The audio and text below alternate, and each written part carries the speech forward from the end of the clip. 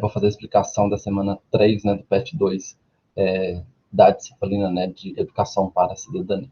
Acompanhem.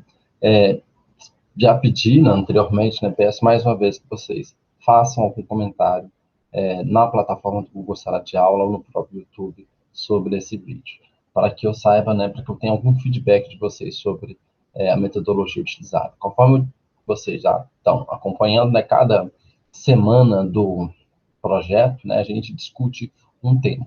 E o tema de hoje, né, vai ser sobre a autoridade do professor. Como esse PET, né, muito pequeno, né, não tem tanto conteúdo, eu vou fazendo a leitura e explicando para vocês sobre o PET, né. Sugiro que vocês peguem o PET de vocês para que vocês possam, né, acompanhar a leitura e ouvir a explicação, né. O tema dessa semana, né, da semana 3, é a autoridade do professor. O professor autoritário ameaça, acusa e aponta erros. Ao longo da história da educação, vimos que as práticas autoritárias estiveram presentes por muito tempo. Os resquícios do militarismo internacional, as políticas na era do nazismo e do fascismo, impuseram momentos de terror que não terminaram com a Segunda Guerra Mundial. As práticas autoritárias de imposição da ordem, que fere o outro, permaneceram escondidas por vários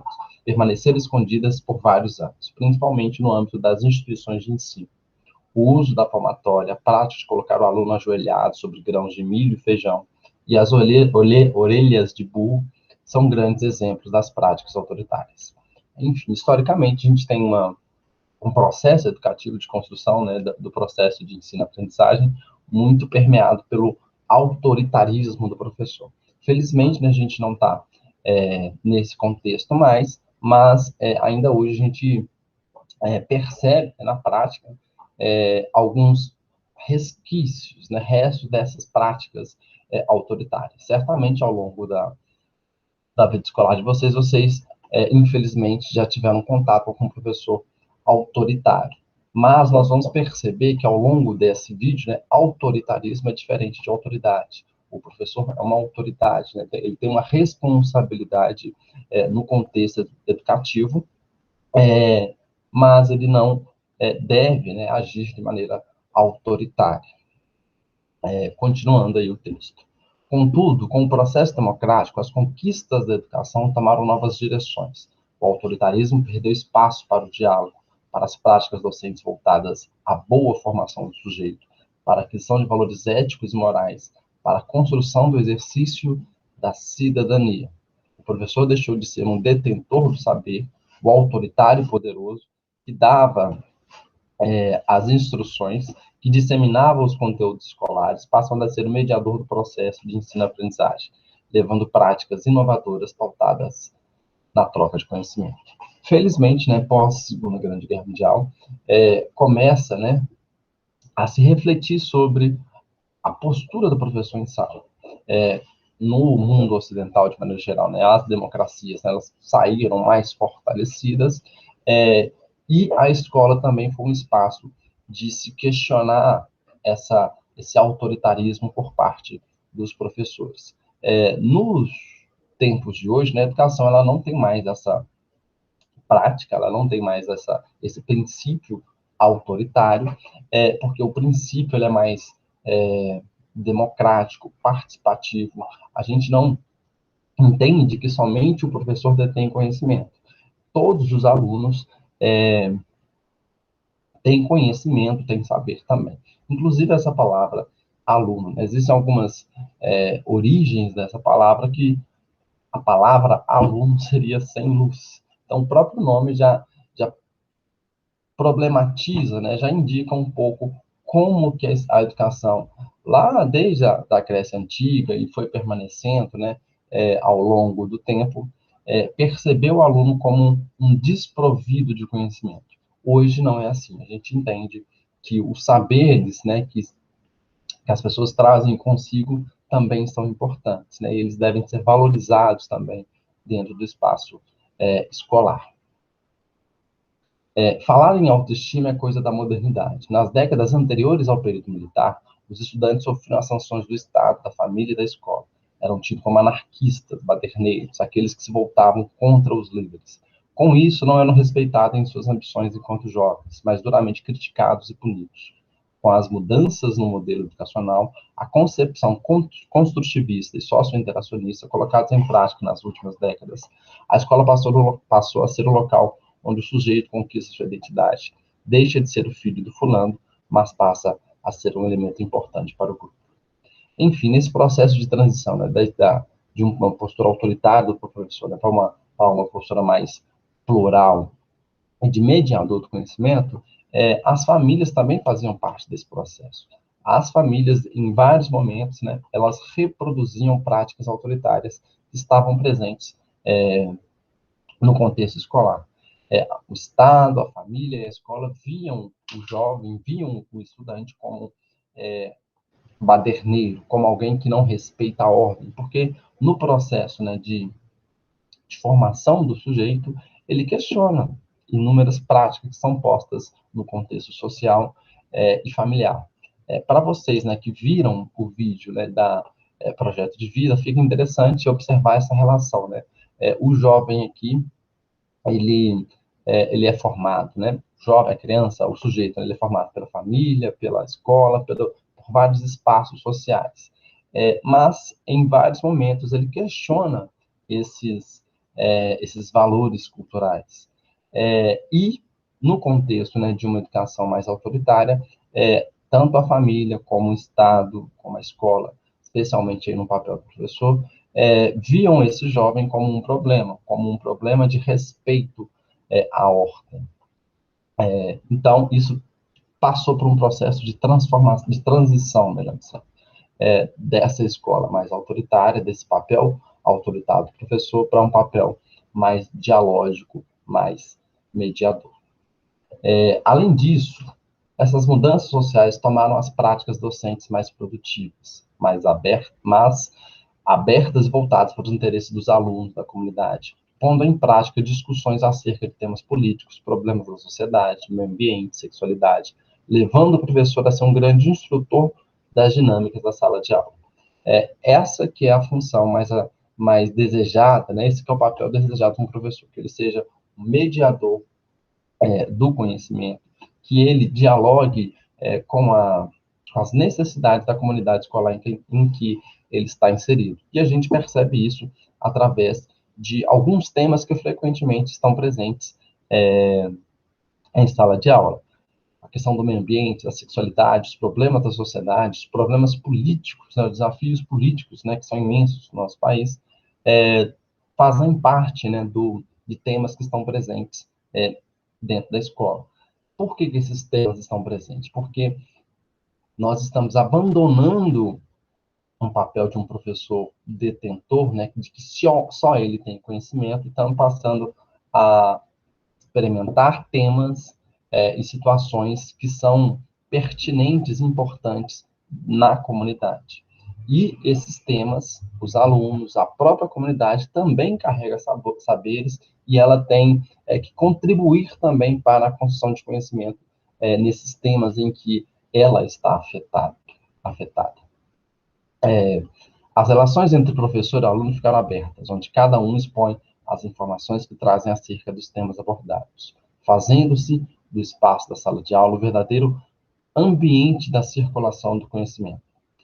Tudo isso que eu estou falando, esse texto, ele é bem teórico, né? Ele é bem teórico no sentido de que esse, né, deve ser o papel do professor. A gente sabe que na prática nós temos alguns desafios, né, que muitas vezes alguns professores não conseguem dar aula, apresentam uma dinâmica não tão desejável, ainda reproduzem esse papel autoritário, mas o texto vai apontar para nós qual que é o caminho desejado do papel de um professor. E aí, nesse papel desejado, ele não se coloca como único detentor do conhecimento. Vocês, enquanto alunos, enquanto sujeitos, né, da aprendizagem, são fundamentais para esse processo. E aí, é nesse sentido aí que o espaço de aula, o espaço da sala de aula vai se transformar numa circulação do conhecimento, porque o conhecimento não está presente somente em mim, mas também vocês têm conhecimentos que podem contribuir de maneira significativa para o processo de aprendizagem. O professor não precisa mais gritar pelo silêncio ou castigar os indisciplinados. Pelo contrário, sua prática docente exerce as práticas dos bons valores morais, do respeito ao próximo, dos direitos e deveres a serem cumpridos. Conquista através da amizade e do diálogo, um espaço que antes não existia na relação professor-aluno, afastando a indisciplina, aproximando do saber. Não se vê mais, não temos, né, nenhum tipo de prática em que o professor pode castigar os alunos, ou os alunos indisciplinados, né. Ao contrário, ao longo das últimas décadas, a gente vê que o professor ele tem se colocado mais como um, um educador, né, uma pessoa próxima, um colega, um amigo do aluno que contribui para que o próprio aluno construa o seu conhecimento. Essa questão do grito, né, ainda é uma questão muito presente dentro de sala de aula.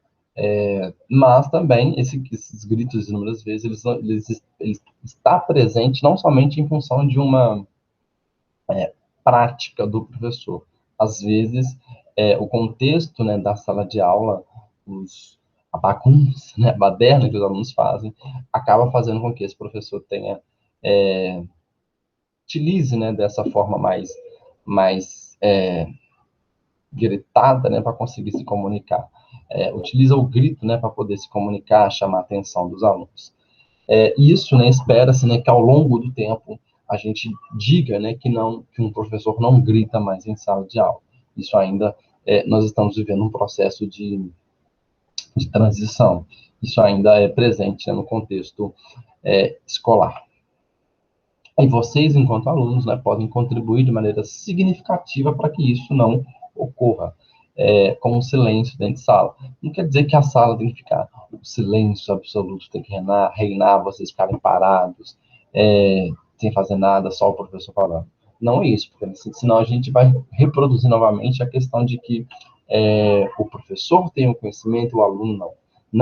Não é isso que eu estou falando. Eu estou dizendo que os alunos também podem contribuir para que o ambiente escolar, o ambiente da sala de aula, seja favorável ao diálogo, seja favorável à fala, né, tanto do professor como dos próprios educandos.